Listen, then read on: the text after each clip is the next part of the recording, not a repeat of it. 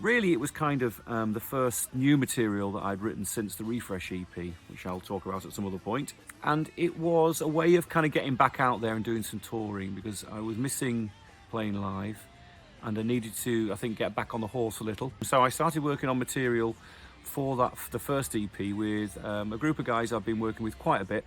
Everyone may know that I was working with Matt Eldridge and Roger Davis for quite some time. So to include the guitar player in the ranks, that guy was Dean Howard.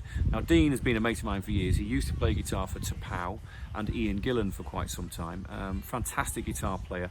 And at the time I was making these EPs, started to make the first EP, I needed a guitar player, and Dean very kindly agreed to take part in that.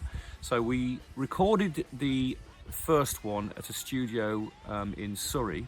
Now, I can't remember the name of it. It was actually a private little studio, and it was, I think it was a friend of Roger's, the bass player's.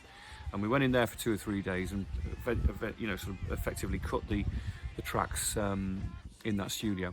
Now, unfortunately, it was typically what was happening with me at that particular period of time. There wasn't a lot of money around, and so didn't have an awful lot of time. And I think really that in many ways be a good thing. That it can force you into having to make decisions about your recordings because of the sort of restrictions.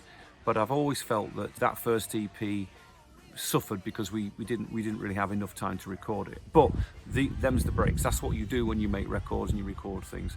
So we recorded that EP. I mean, I won't list the tracks here because obviously this little video is just an introduction to these EPs. So go and have a listen. Tell me what you think. Pretty proud of it though. Really pleased with the actual makeup of the sound. I was quite pleased that this was quite a full-blooded rock EP, and it certainly paved the way for the rest of them.